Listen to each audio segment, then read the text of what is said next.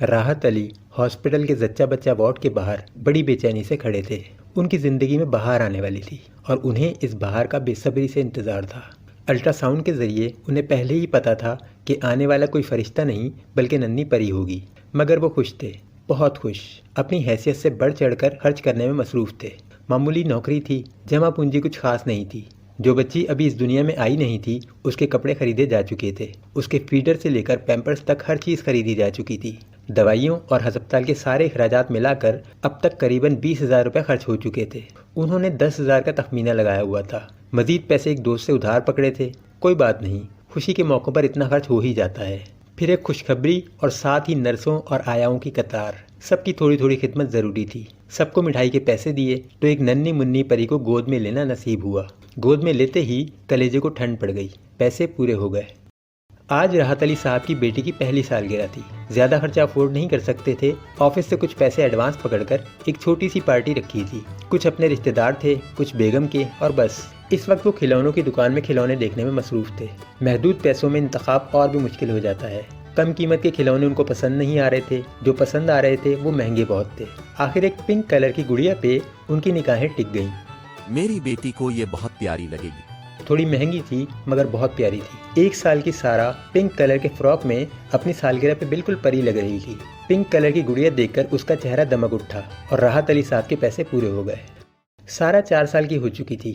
اس کی عمر کی تمام بچیوں نے اسکول جانا شروع کر دیا تھا اور وہ بھی فرمائش کرنے لگی تھی۔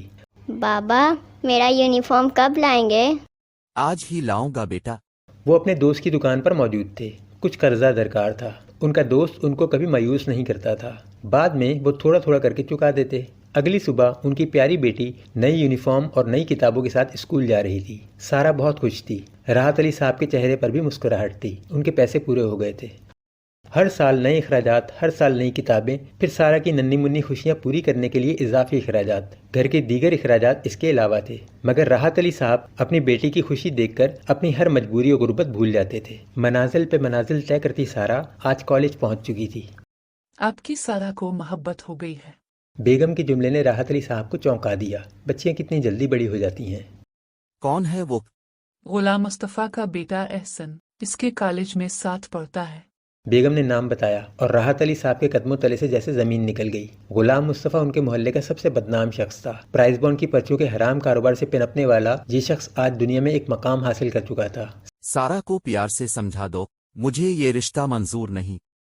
بابا آپ کون ہوتے ہیں میری قسمت کا فیصلہ کرنے والے؟ احسن میری محبت ہے اور میں اپنی محبت پہ کمپرومائز کرنے کے لیے تیار نہیں۔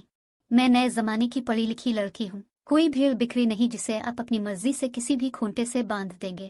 اگر آپ اپنی مرضی سے میری شادی احسن سے نہیں کریں گے تو میں عدالت کا دروازہ کھٹکھٹاؤں گی۔